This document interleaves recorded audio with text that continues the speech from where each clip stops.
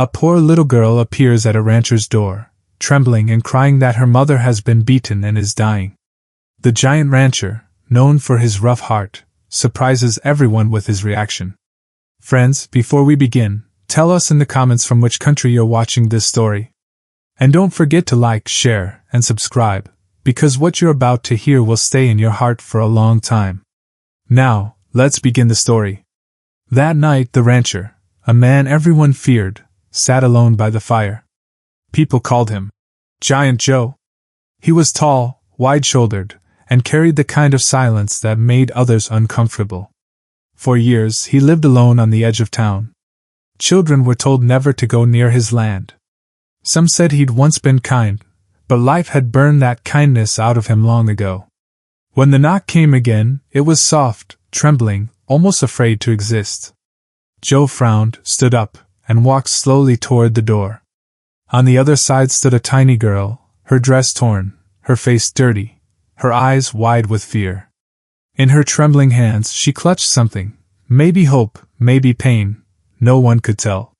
She had run through miles of dust and cold. Behind her, the night stretched like a dark ocean. Her small feet were bleeding. Her voice, when it came, was faint, like a dying candle in the wind. And though no one could hear the words at that moment but Joe, what she said would shake the entire town. "They've beaten my mama. She's dying." Joe froze. For a man who'd known loss, who'd seen death and lived with loneliness, those words hit like a bullet. Something inside him, something long buried under years of anger and silence, began to stir. No one in town would have believed it, but at that moment, the cold-hearted rancher felt something warm and painful rise inside his chest, something he hadn't felt in years: compassion. He looked out across the night, past the fields, past the barns, toward the small valley where the poorest families lived. He knew that place. He knew the kind of men who stayed there, men with no mercy. Without a word, Joe turned toward his coat, his hat, and the heavy boots by the door. The fire still crackled behind him, lighting his shadow against the wall like a giant spirit waking up. The little girl waited, too afraid to move. The rancher said nothing, but his movements spoke louder than any words. He reached for his old rifle, one that hadn't been used in years, and checked the barrel like a man preparing for something he couldn't avoid. The girl's tiny hands trembled. She didn't understand who this man was, or what he planned to do. She only knew that her mother was lying somewhere between life and death. Outside, the wind grew stronger. Dust swirled across the open land. The horses in the stable stirred nervously, as if they could sense something coming, a storm not of weather, but of fate. Joe stepped outside, his boots sinking into the dirt. He lifted the girl into his arms, gently, almost like she was made of glass, and placed her on his horse. Then, with a motion of pure determination, he climbed up behind her. As the horse galloped into the darkness, the ranch lights faded behind them. What waited ahead was uncertain: pain, danger, or perhaps redemption. The road to the valley was rough. The moon hid behind clouds, and the sound of the horses' hooves echoed like distant thunder. Every step forward seemed to pull Joe deeper into a past he tried to forget, a past filled with mistakes, betrayal, and blood. People in town often said that Joe was a man without a soul. That he'd lost everything: his wife, his land, his faith, long ago. They said he built walls around his heart so high that not even God could climb them. But tonight, for the first time in years, those walls were starting to crack. As they reached the edge of the valley, a faint light flickered in the distance, a small cabin, barely standing against the wind. Joe pulled the horse to a stop. Smoke rose weakly from the chimney. The little girl's eyes filled with tears as she pointed toward it. Joe felt a strange chill crawl up his spine. Something was wrong. The air smelled of smoke, not from a fire warming the home, but from destruction. He dismounted, lifting the girl down carefully. The sound of his boots crunching on gravel was the only thing that dared disturb the silence. The cabin door hung open, swinging slowly in the wind. Inside, the shadows moved strangely, as if something, or someone, had been there not long ago. The floor was covered with broken glass. A chair lay overturned. A blanket soaked in something dark rested near the corner. Joe stepped closer, his heart pounding in his chest like a drum. He looked around, scanning the dim light, and then he saw it. A hand? Small. Still. Lying motionless beside the broken table. The little girl gasped softly, clutching his coat. Joe stood frozen, the weight of the moment pressing down on him like a mountain. In that instant, all the strength, all the pride, all the hardness in him melted away. This was no longer about anger, or fear, or even justice. It was about something far deeper, a life hanging by a thread, and the heavy question of whether he could save it in time. Joe moved closer, his shadow stretching across the floor like a dark wave. But as he reached out, he suddenly noticed something strange. The blood on the floor, it was still fresh. Which meant, whoever had done this, they were still nearby. And that's when the old rancher heard it.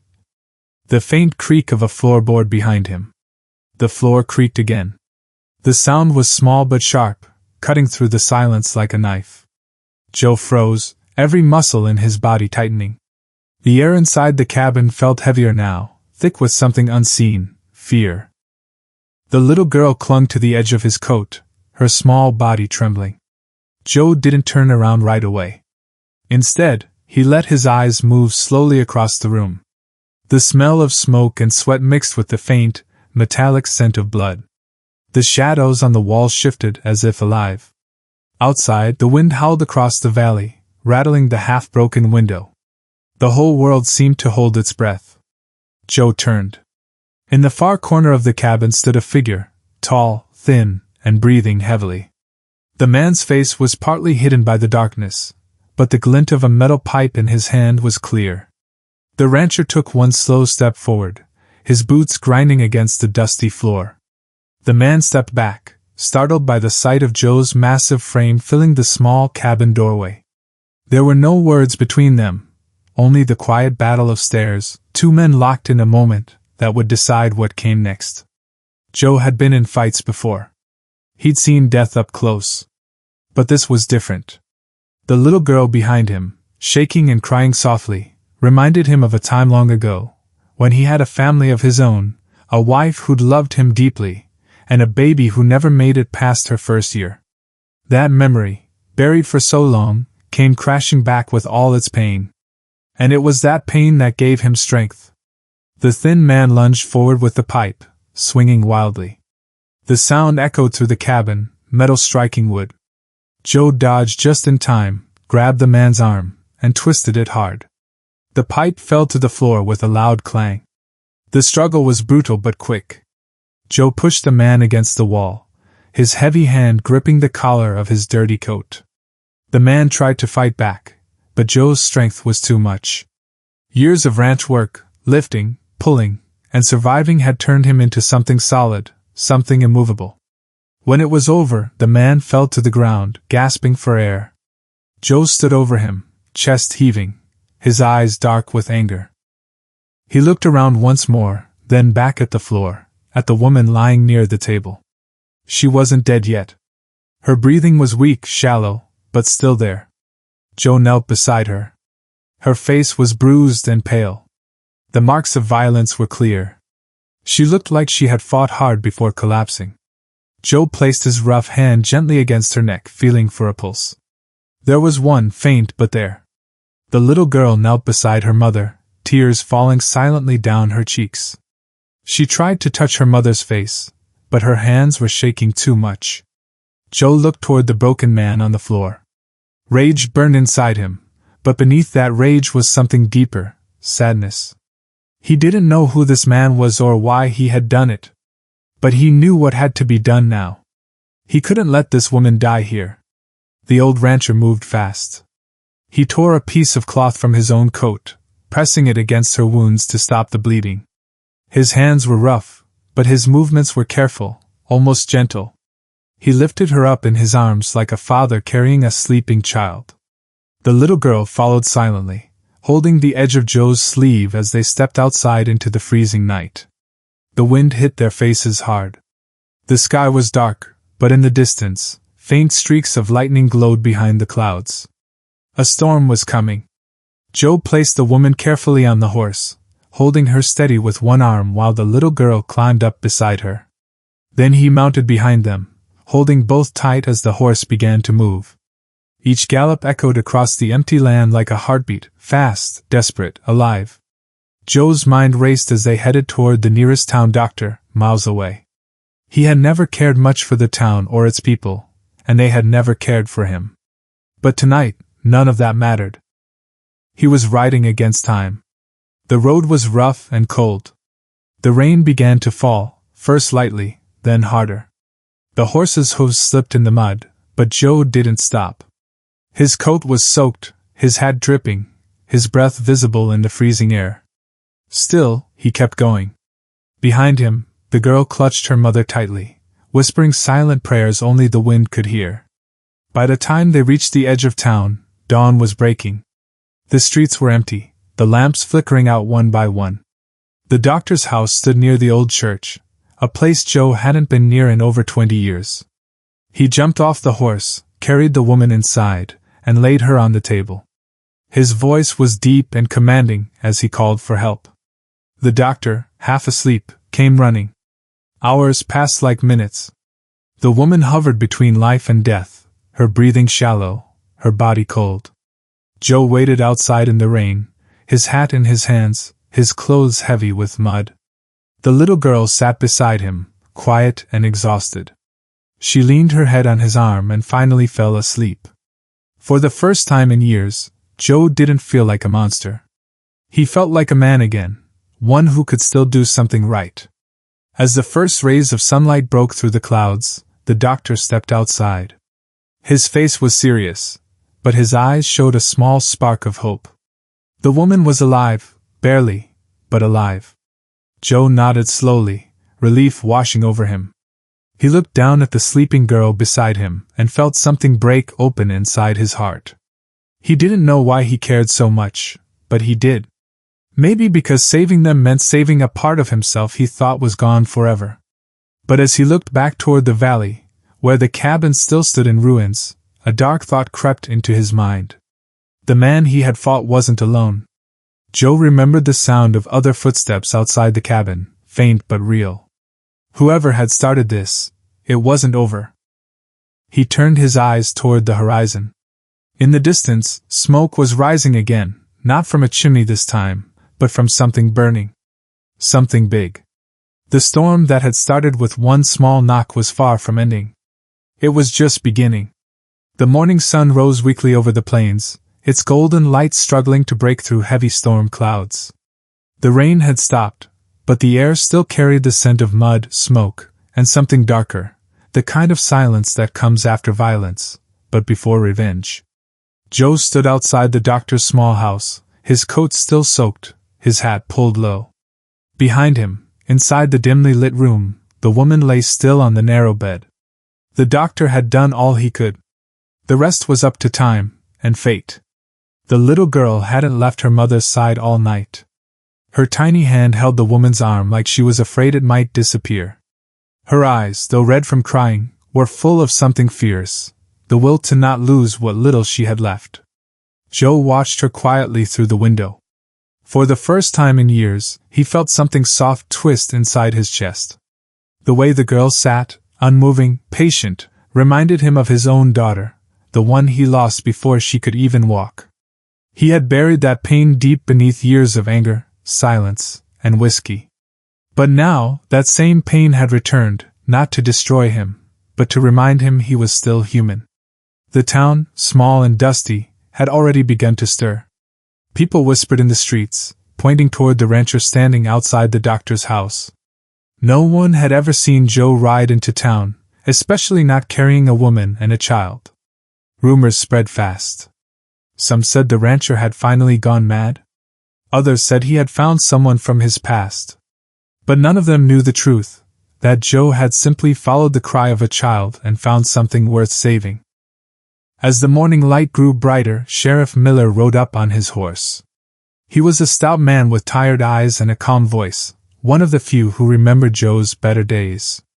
He nodded at him and looked toward the doctor's house. Joe didn't speak much, just told him what he'd seen: the broken cabin, the injured woman, the man who attacked her. Miller listened, his face tightening with each word. When Joe mentioned the second set of footsteps, the ones he had heard outside the cabin, the sheriff's eyes darkened. That valley, called Dust Valley, had long been a place of fear. It was where outlaws hid, where drifters came to disappear. The woman and her daughter must have been living there because they had nowhere else to go. Miller promised to send a few men to check the cabin. But deep down, Joe knew the kind of men who ruled that valley. The sheriff's small team wouldn't stand a chance if those men decided to strike again. Inside, the doctor stepped out for a moment, wiping his hands on a towel. His face was pale, his voice low. The woman had survived the night, but barely. Her ribs were broken, her head injured. She needed rest, and someone to protect her.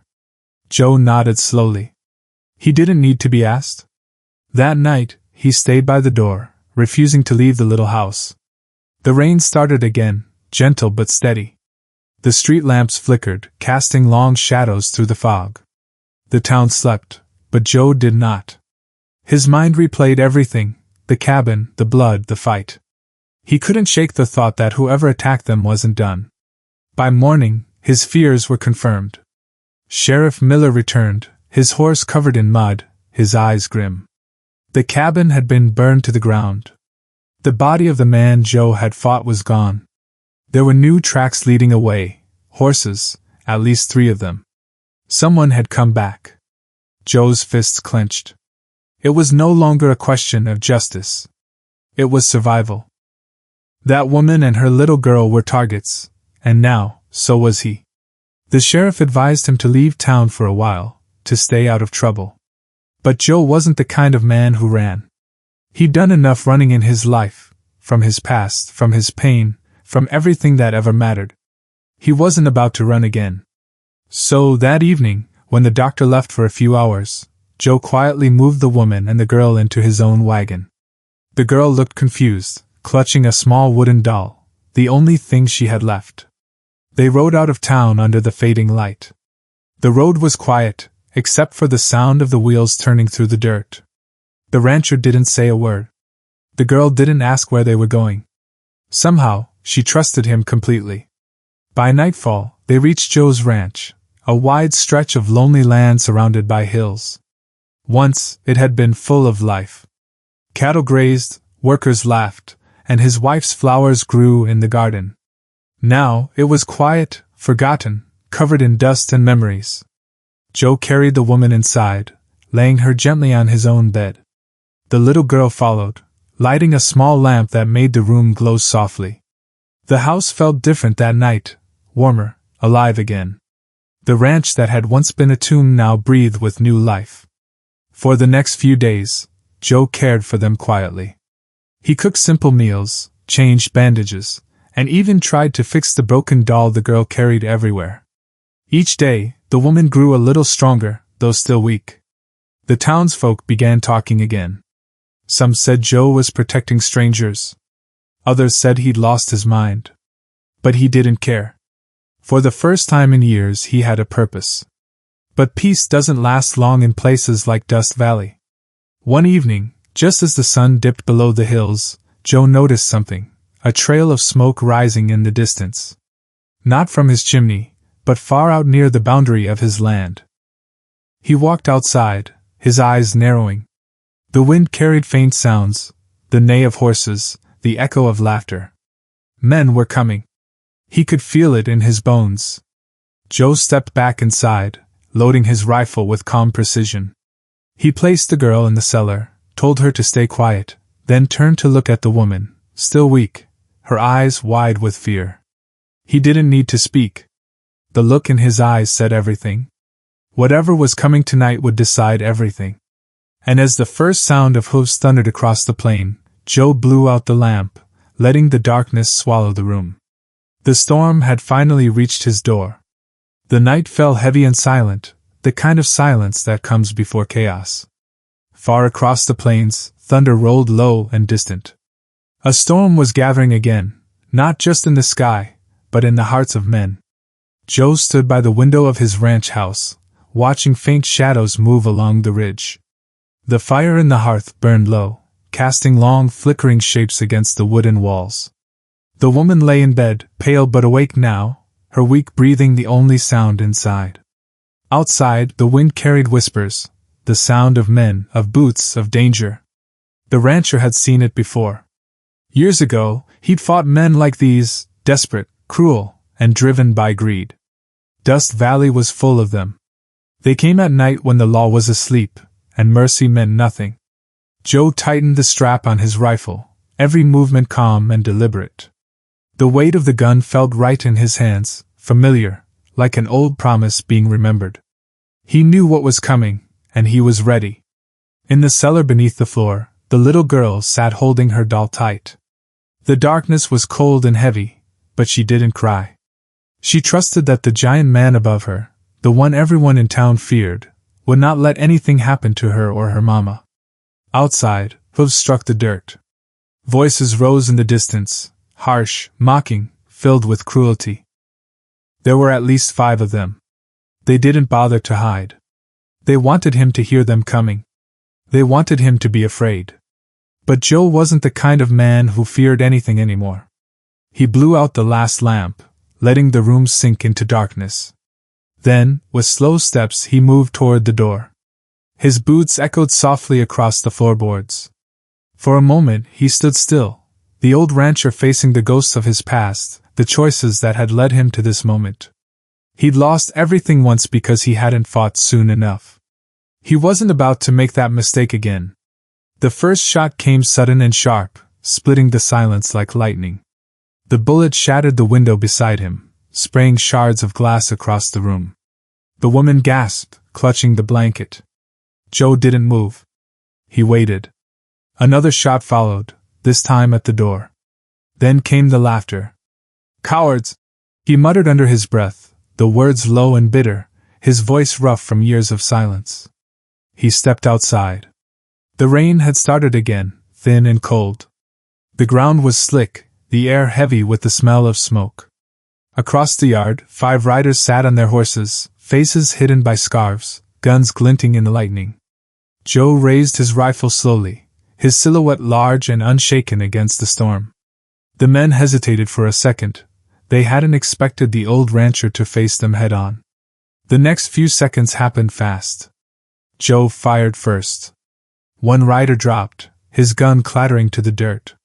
The others shouted, spreading out, shooting wildly into the dark. Bullets tore through the air, splintering wood, kicking up mud. But Joe didn't back down. He moved with the calm precision of a man who'd seen too much to panic. Each shot he took was deliberate. Each breath controlled. Inside the house, the woman tried to move, to reach for the cellar door, but her strength failed her. She could only listen, the sound of gunfire, of rain, of thunder mixing together into something terrifying. Down below, the little girl pressed her hands to her ears, tears streaming silently down her face. Outside, the fight grew fierce. 2 more riders fell. The rest pulled back behind the corral, firing from cover. One of them, the leader, shouted orders, a voice rough and angry, filled with vengeance. Joe recognized it. It was the same man he had fought in the cabin, the one who had disappeared, taken away before the law could find him. So he wasn't dead after all. The man stepped out from behind the fence, his eyes burning with hatred. "You should have stayed out of this," he snarled, though the words were lost in the storm. He aimed and fired. The bullet struck Joe's shoulder, spinning him slightly, but he didn't fall. The pain was sharp, but it only fueled his resolve. He steadied himself, raised his rifle again, and fired. The leader's horse reared up, throwing him to the ground. He scrambled to his feet, bleeding, desperate. Joe approached slowly, each step echoing through the rain. The 2 men faced each other under the storm's fury, lightning flashing, rain pouring, blood mixing with mud. It wasn't about revenge anymore. It was about ending something that should have been ended long ago. The outlaw swung his gun up, but Joe was faster. He struck first, the sound of the shot drowned out by thunder. The man fell, silent, unmoving.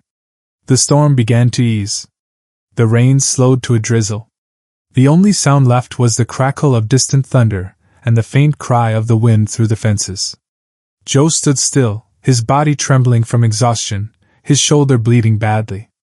He looked toward the house, where the faint glow of the fire still flickered through the cracks in the shutters. He had won the fight, but it didn't feel like victory. He walked slowly back inside, each step heavier than the last. His hands shook as he set down the rifle.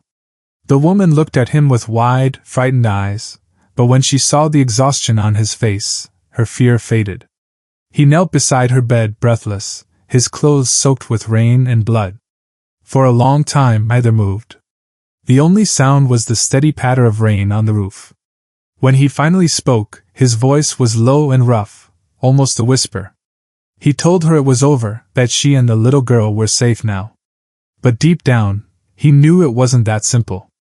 Things like this never truly ended. The men he had killed would have brothers, friends, debts to settle. And soon, more would come looking for him. He couldn't let that happen, not here, not where the little girl slept, not where a second chance had finally begun. He had one more thing to do. At dawn, the sky cleared. The sun rose slowly over the wet plains, lighting the ranch in soft gold. Joe stood outside again, bandaged, his hat low, his eyes on the horizon. He would ride into Dust Valley one last time, not for revenge, but to finish what had started the night that little girl knocked on his door. He would find whoever had caused their suffering, whoever had turned that valley into a graveyard, and he would end it for good. Inside the house, the woman whispered something weakly, his name, perhaps, but he didn't turn back. He simply climbed onto his horse, the sun behind him, and rode off into the rising light. The dust lifted behind him like smoke from a fire that refused to die. He didn't know if he'd come back. But he knew one thing for sure: if he did, the valley would never be the same again.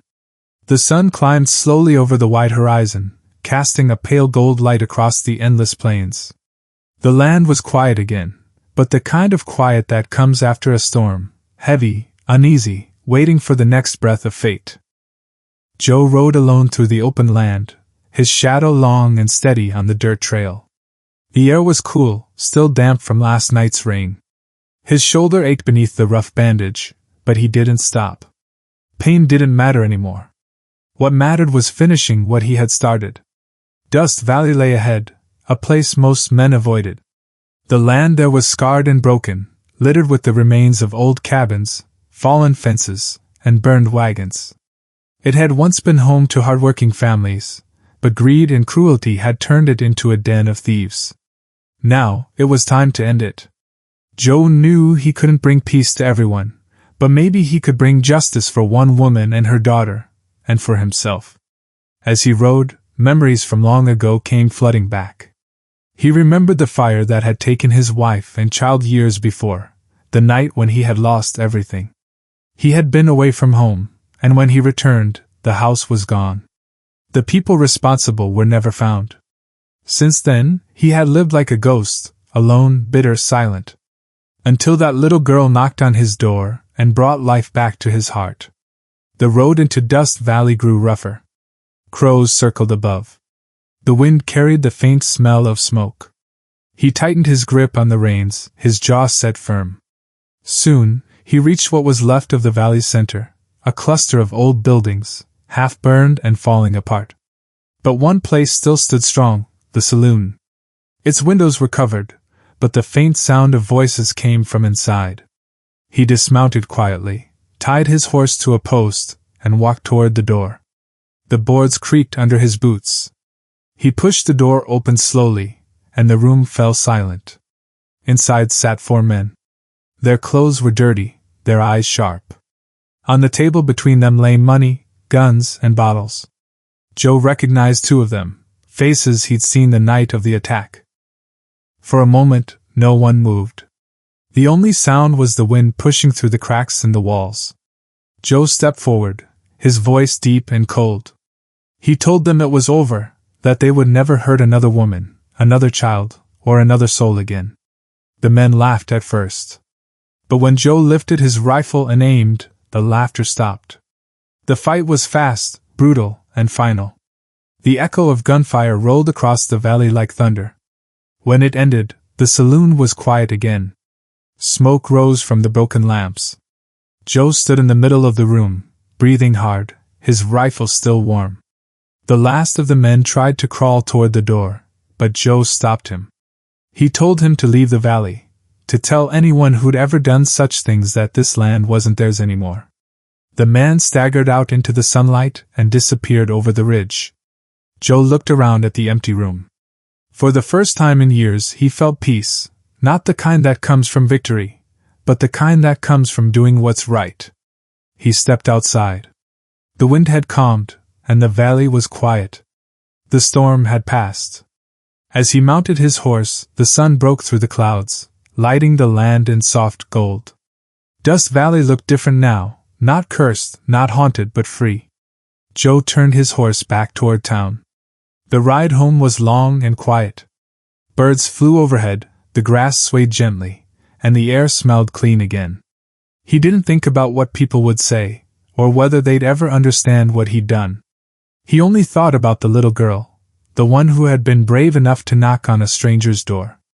When he finally reached the ranch, the sun was setting. The sky was painted in colors of fire and peace, orange, pink, and gold. The world felt alive again. Outside the house, the woman sat on a chair, wrapped in a blanket, her face pale but smiling softly. The little girl ran out first, barefoot, laughing through her tears. She ran straight into Joe's arms, hugging him tight. For a long moment he didn't move. He just held her close, feeling the warmth of her small arms around him, something he thought he'd never feel again. The woman looked up at him, her eyes full of gratitude. She didn't need to speak. Everything she wanted to say was already in her gaze, a thank you, a prayer, and a promise. Joe nodded, his eyes glistening with something he hadn't let himself feel in years. He wasn't just a lonely rancher anymore. He was a protector, a father, a man who had found his heart again. In the days that followed, the ranch changed. The sound of laughter returned. The fences were repaired, the fields cleaned, the horses cared for again. The woman regained her strength, and the little girl filled the house with light. The people in town began to talk differently about Joe. They no longer called him the cold rancher, or the giant with no soul. They called him the man who saved them. Months passed, and Dust Valley grew quiet again. The outlaws disappeared, the sheriff's men patrolled the land, and peace slowly settled like a soft blanket across the plains. But Joe never forgot that night, the knock on his door, the trembling voice of a child, the decision that had changed everything. Sometimes, when the wind blew softly across the fields, he'd look out at the horizon and remember. The pain, the storm, the blood, all of it had led him here, to this moment of peace. He finally understood that life gives second chances in strange ways. Sometimes through loss, sometimes through love, and sometimes through a little girl with courage in her heart. One evening, as the sun dipped below the hills, Joe sat on the porch, the girl beside him, watching the sky turn orange and red. She leaned her head on his arm, and he smiled quietly. The ranch was alive again. The silence that once haunted it was gone, replaced by laughter, by warmth, by hope.